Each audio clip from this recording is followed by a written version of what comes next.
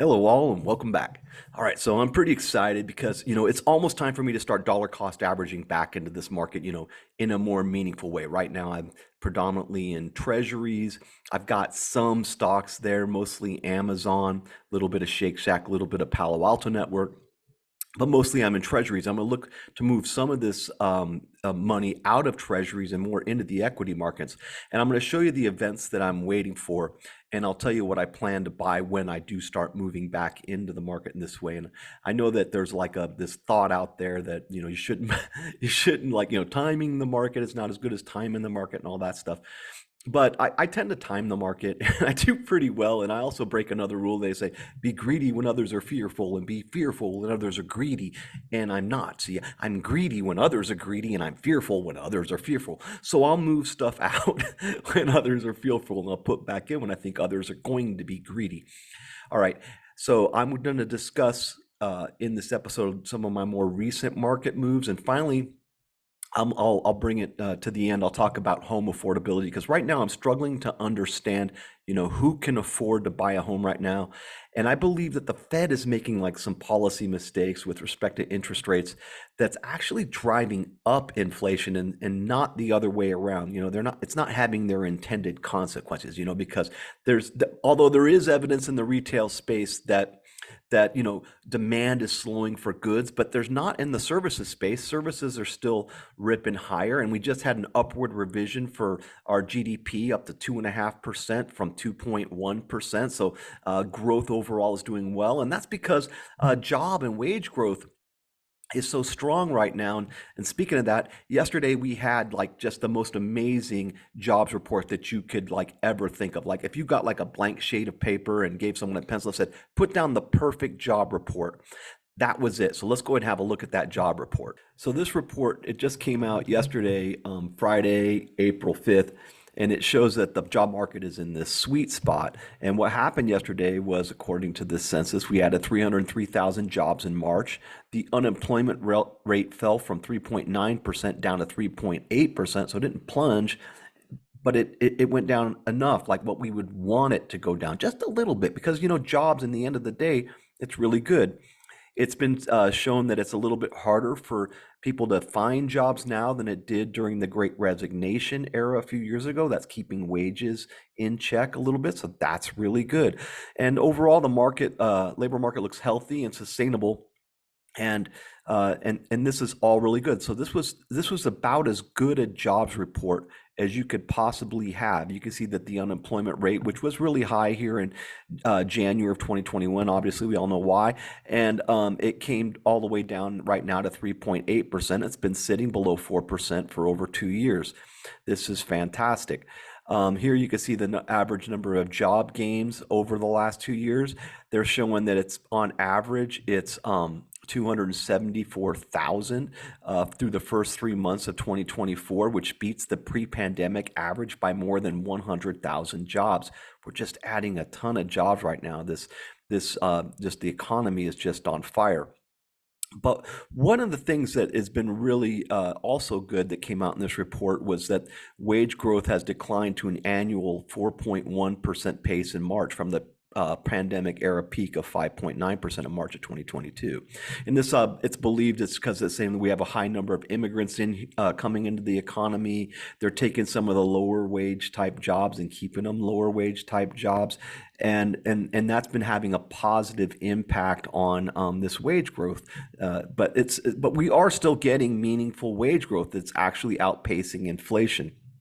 So real hourly earnings, wages accounting for inflation, grew by 1.1% in February versus a year earlier. So you can see that all of this is just, this is great news.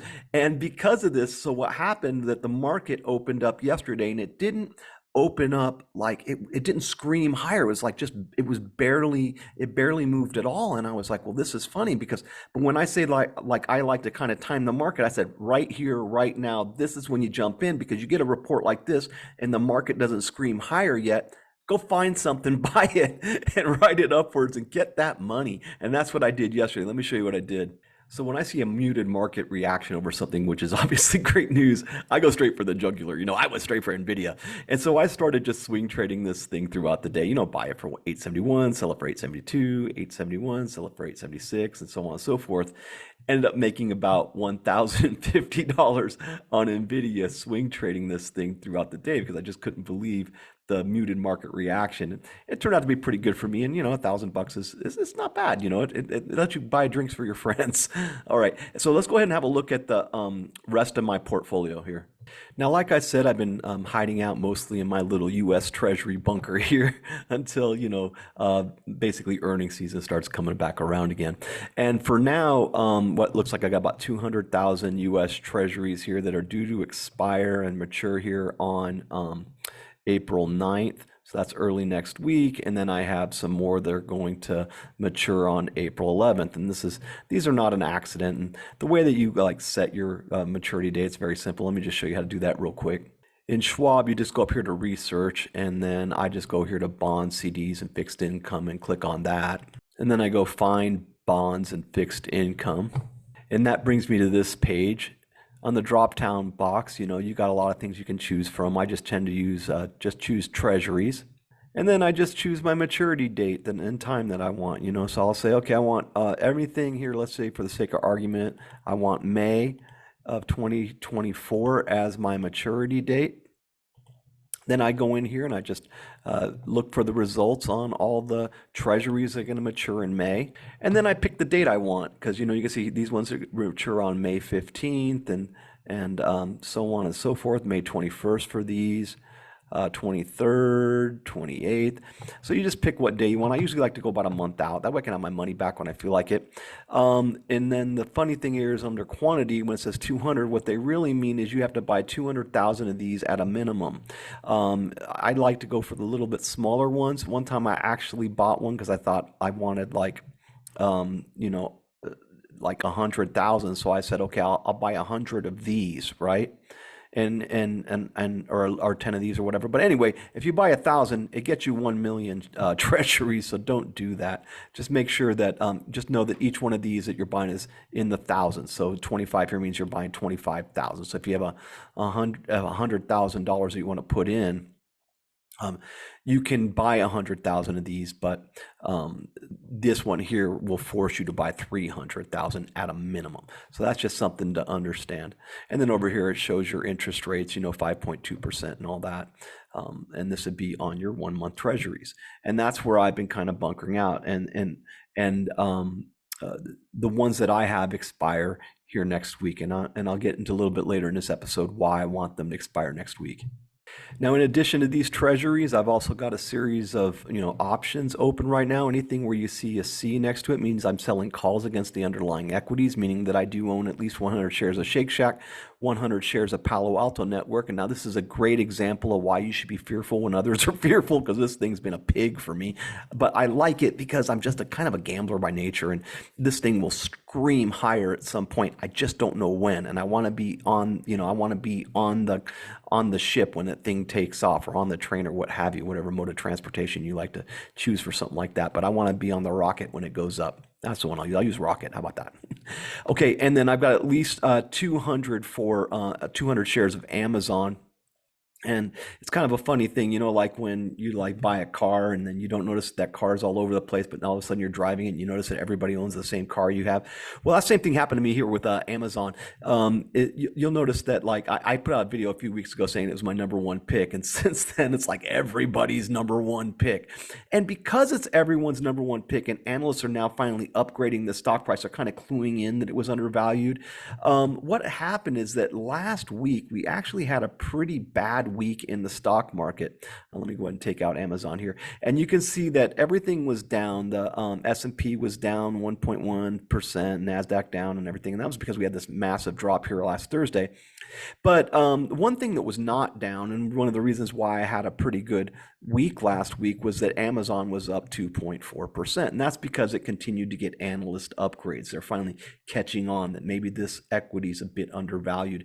And I intend, by the time their earnings come out in a few weeks, I will own about 500 shares of this because I'm going to ride this wave up. And I'm not really looking forward to selling out of this until I feel like the valuation is stretched and I can take that money and make more money somewhere else.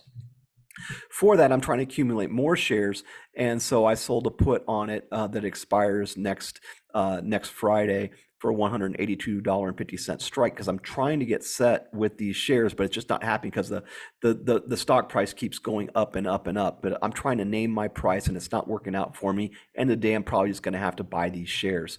Another put that I sold, I sold a put on Nvidia because I like to play Nvidia. Like I'll sit down at dinner and then I'm going to try and make a little bit of money. So what happened was on Thursday I tried to make some money with Nvidia. I sold a put on Nvidia with an $870 strike, and with an expiration of next Friday. You might be a little bit confused. I live in England. Dinner time for me 6:30 at night, 1:30 in New York. But last Thursday at 2 o'clock, the whole market collapsed. There was a series of Fed speakers that day. Do I really think it collapsed on that day because of Fed speakers? Well, in part, I do believe it did collapse because of the Fed, but it wasn't solely because of the Fed. It was, and you might have thought, well, they have the jobs report coming out next morning. Did the market collapse because the jobs report was coming out the next morning? A lot of pundits thought maybe that was the reason why the market collapsed on Thursday. And again, maybe in part it was something due to that, but I don't think it was solely that either. Before we get into the reason why I believe the market collapsed last Thursday, let me quickly talk about these three put positions that I have here. I bought three puts against DJT. And the reason I want to talk about this is because I think it's interesting to see how buying puts actually kind of works. So for those of you who don't know, this is a Truth Media stock. It's a stock that it kind of trades like a meme altcoin or something like that, more so than say like a real security with real earnings or what have you. Like just for context, it made $751,000 in earnings last quarter, which was down 25% more than the quarter before that, and 25% more than the quarter before that. So this thing's losing money. It's going out of business, is what it is, and that will happen when your business model is hog tying the president and showing that as your main Twitter feed, as it were, and you're trying to drive up advertising. That's not going to attract a lot of advertisers. So this thing it's on life support. It's going to go out of business. And so I decided what would happen was I would go ahead and buy puts against this. And things don't always have to trade on valuation, but the point is that I want to show you what happens when you buy a put against something. You don't necessarily get all the money that you think you're going to get. So when this thing went from DWAC up to and it changed, the ticker symbol changed to DJT, it was sitting at about $70, and I thought, wow, this thing is a dying pig, right? And I thought, okay, well, I'm going to go in and I'm gonna buy these puts. And you can see at the time that I bought these puts, it was $70, and now it's sitting at $40. So you'd think that these puts, I'd be way up on these things. I bought them around $70. The equity is now sitting at like $40, and I'm only up $58 on two here, which really means I'm only up like about $26, $27 a piece. And then this one here, I'm only up $62, and this one expires in September. And things don't always trade on fundamentals. Eventually it will, but like for now, it just trades on, it's an altcoin. It's basically Shiba Inu, the stock version. And it will eventually go to zero, but it might not go to zero by here. But I just think it's interesting that something can plunge by $30 a share, and I'm hardly up at all. And it has to do with volatility. It was certainly way more volatile when I bought it right at the ticker change than it is here, say, today. And so it was actually one of the few equities that was down yesterday. It was down like 6% yesterday. And that should continue until it actually eventually gets to zero. All right. So why do I believe the market collapsed last Thursday? Well, that has to do with the fact that the CPI print's coming out April 10th, and so you had a combination of things. You had all these Fed speakers that were coming out saying, "Hey, we're going to keep up rates higher for longer. We may not cut at all." And then we have this inflation print that's coming out on April 10th, and the thought is that this inflation print is actually going to be really hot. In the last couple of months, we were expecting it to be cooler, so we kind of tuned out all these Fed speakers. But they turned out to be hotter than expected. But we were expecting it to be cooler, and these Fed people, they would talk, and we just ignore them. Now we're expecting it to be really hot because commodity prices are going up, energy prices are surging. We're expecting this is going to be a very hot inflation print, and so people were just kind of pulling their money out after listening to all these Fed speakers. They were pulling all their money out of the market, trying to get ahead of this thing right here. And this is the one I've been scared of for quite some time. And let me show you why I've been scared of this one. All right, so just to get an understanding of why I'm scared of it, you can see that every month it will usually go up, and last month it went up 0.4 over the month before that, which was 0.3, and they give us an annual inflation rate of 3.2%. And it's funny because we really do take this 3.2 or 3.1% to heart, but honestly, for me, if you add 0.1% onto the price of something over the course of a year, I'm probably not going to notice it. But for this, it's a big deal because it's just maybe it's the optics of it all or something like that. I don't know, but it's hard for me to notice even 2% to 3%. It's hard for me. Like if I went out and buy something like butter or something like that, and it was $2 one year, and the next year it's $2.06 versus $2.04. I'm just not going to notice, but I guess some do.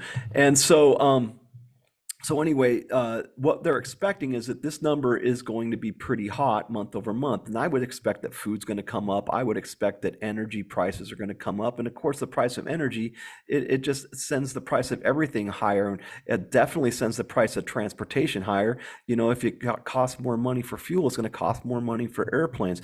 I would expect that shelter's probably going to go a little bit higher. We'll get into that housing inflation later on in this video. Used cars and trucks will probably come down. Apparel will come down because they're having trouble, retailers are having trouble moving product right now. I'd expect that to come down. I would expect that medical care services would go up. I think this is going to be a hot inflation print, folks. But it's not what is actually being forecast right now is as hot as what I think it's going to be. They think it's only going to be, the consensus has it at 3.4%. After this Wednesday, the forecast is 3.4. The consensus is 3.4. It had been 3.2. In order to get us to 3.4, this has to go up 0.3 month over month. And I did the math already. I'll just show you real quick how this is all done. And what you do is you take, if you're ever in this, do something like this yourself, what you do is you kind of take this number here and you divide it by that number, and it's going to give you like an inflation number. Let me just do that real quick. So it's 311.054, and you divide that number by this number here, which is 301.509, and you get the 3.16% or 3.2% year over year. Now we can see that what we're doing is we're comparing the trajectory of this line here to this line over here. Now this is a very flat line, right? So this one is very flat, meaning that last year from February to March, there wasn't much inflation month over month. However, this year we're expecting this line to be very steep, and we're going to be comparing it against a very flat line last year.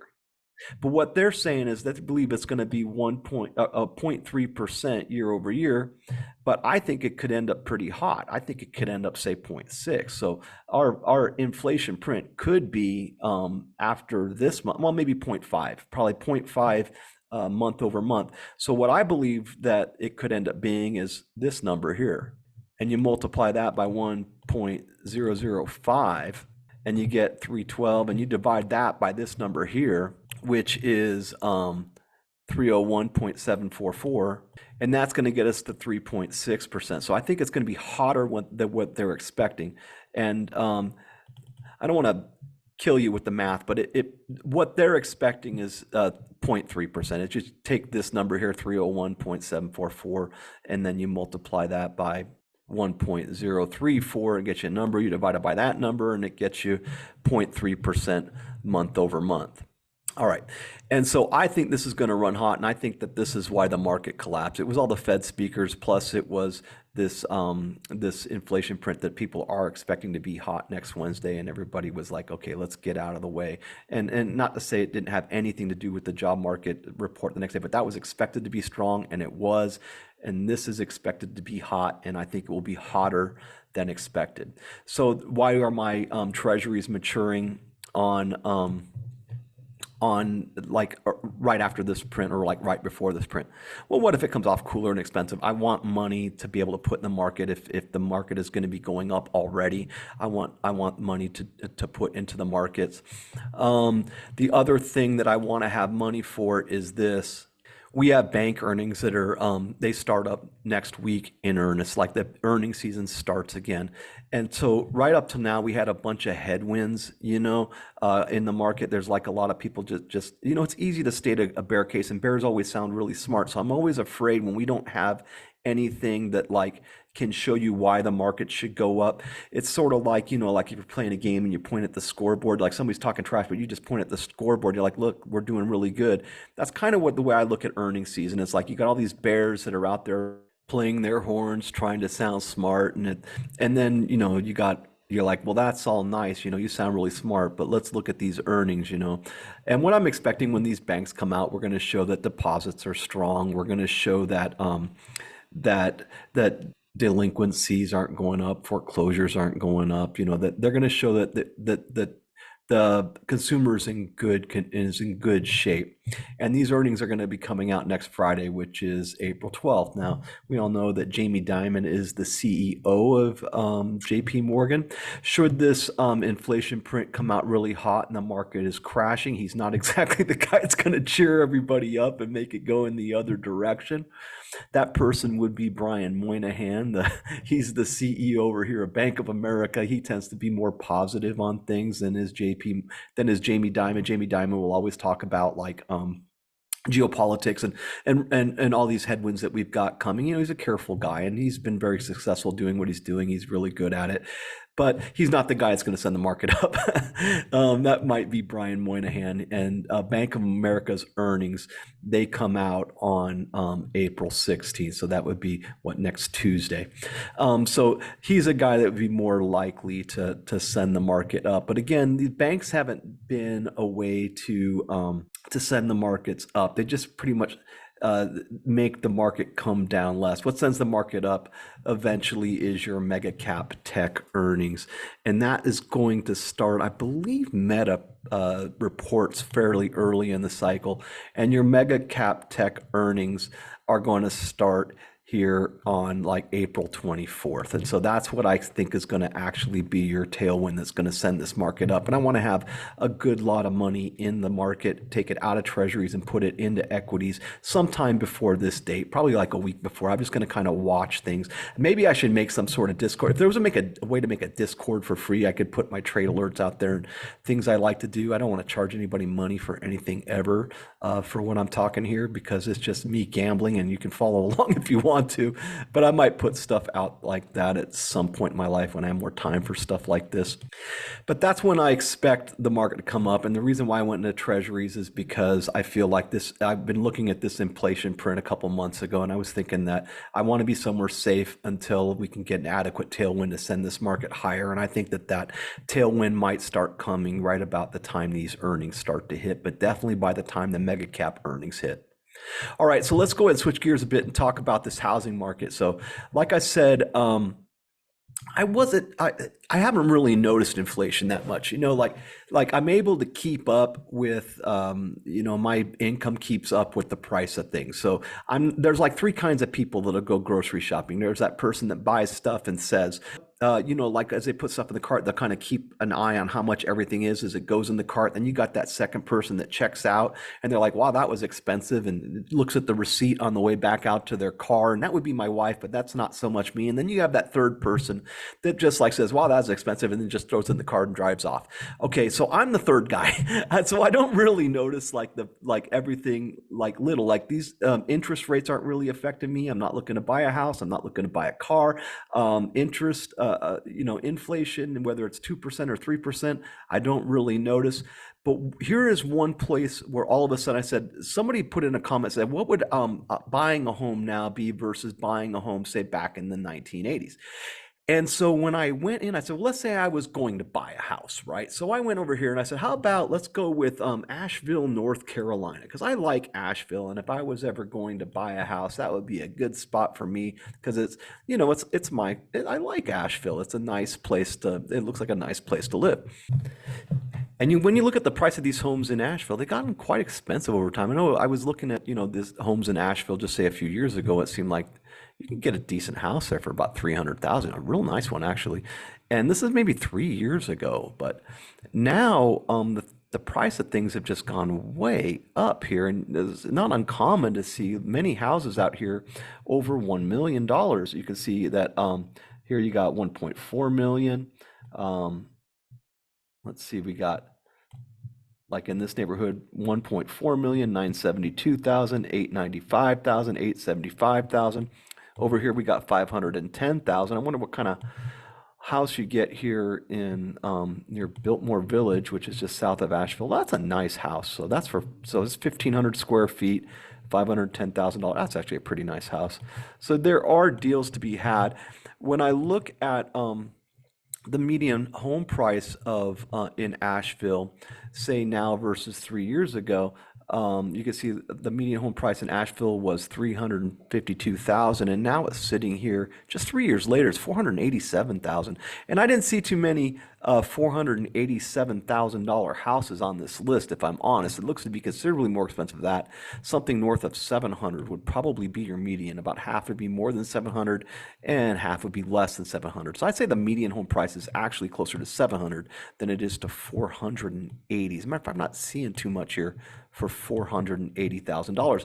The same thing applies to Boston, same thing applied to New York, Seattle, and these places are really expensive, San Francisco. But what you will notice is that the rents on these places is not that bad. So if you look at like rents, now it is bad, it's expensive, but if you're going to buy $1 million home with a 7% mortgage rate, you're looking at what, $6,000-$7,000 a month, and you can rent the same home for like $2,900 a month or $2,800 a month, and maybe that's what's going to come up here when you see these owner's equivalent rent. What you're seeing in the CPI reports, they're talking more about these rents than they are maybe about buying a house.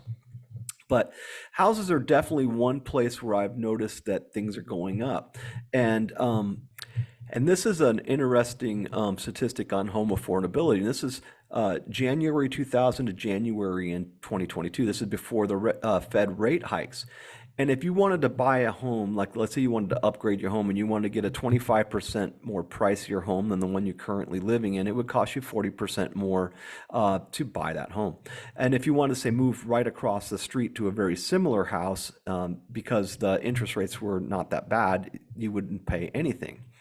But now, fast forward to today, if you wanted to buy a 25% price your home, it costs you 132% more than the 40% it cost before. And if you wanted to move just across the street, if you just wanted to sell your house and move across the street because you didn't like your house for some reason, but you like the one across the street, that one costs you 60% more than it does today. And so what that's doing is it's making it such that the supply is drying up, and that's what's cranking up these home prices. Let's go ahead and have a look at this video because I think this is really interesting. How higher rates are impacting home buyers, as Ted alluded to. Diana Olick is here with the latest. Diana, maybe you could pick up on what Ted was saying for especially first-time home buyers. This is tough. I mean, it's definitely rough out there, and we see it in the mortgage applications to purchase a home, which dropped again last week. They're now 13% lower than they were a year ago and 47% below where they were pre-pandemic in 2019.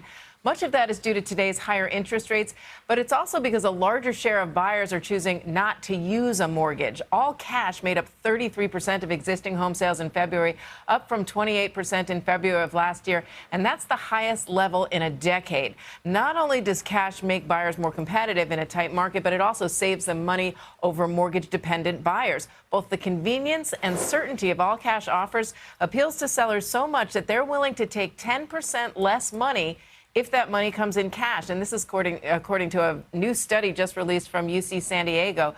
The study also found that about 10% of sales transactions fail when the buyer is paying with a mortgage. And that's because the lender needs to approve the loan based on appraisal and inspection, either or both of which can fall through. Sellers just don't want to take that risk.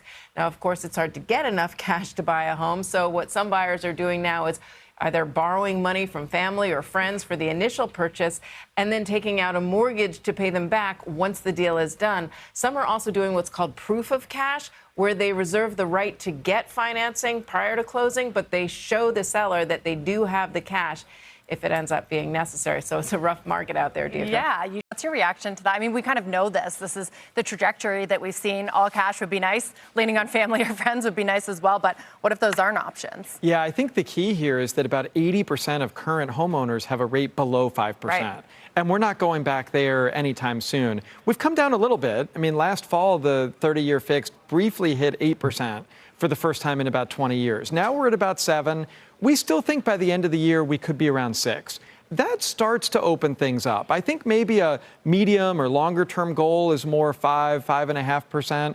Look, we're not going back to 3 or 4% anytime soon, but I think 5 or 6 gets people talking a little bit more about selling or buying than right now in the 7s. Diana, does that line up with what you're seeing? Well, I'll take you one up on that. It's actually 90% of mortgage holders have rates below 6%. So you really have to give them incentive to want to sell and to move up. And, you know, a story we were talking about yesterday is just how much more today it would take to buy the home you currently live in with today's rates. And that's actually 60% more than to buy the home that you're just in right now. And it's well over 130% to buy a home that's just 25% more expensive.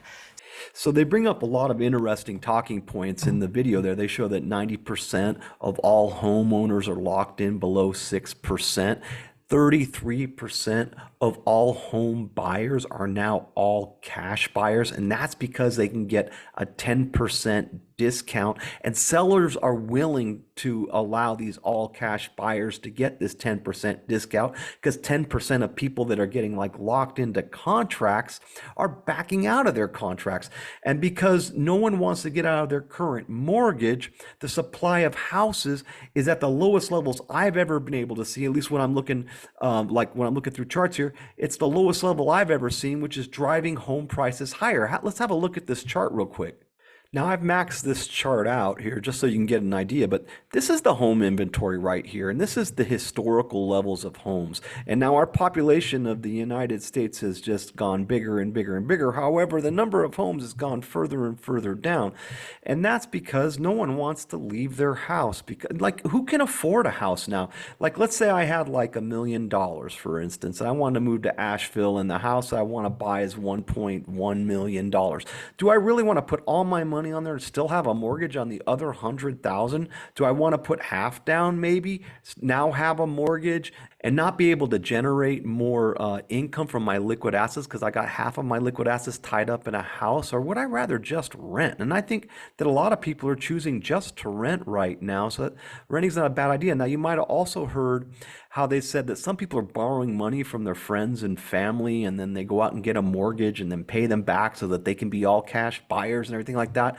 And I was thinking, well, why on earth would you do that? Because if you're taking out a mortgage anyway, why would you do that? Well, I think they're doing it because they can get 10% off, but they're also doing it because this second mortgage doesn't seem to be any worse than the original mortgage. Here's the current second home mortgage rate. You can see here on a 15-year fix, for instance, it's 6.53%. If you look over here what Bank of America is now charging on a 15-year fixed mortgage, it's 6.125%, which is hardly different at all from 6.53. The 20-year is 7.13, and they're currently at what, 7? But you're getting 10% off of the house. I mean, I can see why people are choosing this as an option. But the point I'm trying to make here is that I'm not sure that I think that the higher interest rates are actually driving up inflation. It's not having the intended effect that the Fed is thinking that it was supposed to be having, or what they believed it should be having. Because you got people like me who aren't noticing really the inflation on everyday items, but I am noticing the inflation of homes, certainly for or anything you're going to finance. You're noticing that. So I think that they could actually drive down inflation by bringing down interest rates, as strange as that might seem to them. Maybe that's something they should try to do. My plan here for the market then is to wait on the other side of the CPI report, kind of slowly get back in the market. Dollar cost my average my way back in ahead of mega cap earnings, the type of stocks I'm be looking for. I'm going to be looking for Nvidia for sure, Amazon for sure, Microsoft possibly. I'm going to be going into tech. I'm going to be avoiding the financials. I think with higher interest rates, what they have is a lot more unrealized losses on their balance sheets. What makes Bank of America kind of bad in a high interest rate environment, because they look to have more paper losses. Now, they're never going to realize these losses, but on paper, it doesn't look particularly good. I'm going to stay away from stuff like Goldman Sachs, which I loved before, because if the interest rates are going to remain high, IPOs are going to be, less plentiful. And so they're probably not going to make as much. I think that energies should go up a bit, but it kind of seems like it's kind of topping right now. Probably come back down. If you want to short something, maybe short retailers, the XRT, maybe Target, maybe something like Abercrombie and Fitch or Ralph Lauren or something like that. But they've already indicated that the demand for apparel is kind of coming down. So maybe that's a place you want to go, is stay away from that. Or if you want to short something, maybe those are good ones to go to. Anyway, that's all going to do it for this week. If you got anything on this video, please like, subscribe, hit that little notification bell. Until then, we'll see you next week. Have a great day, everybody. Bye.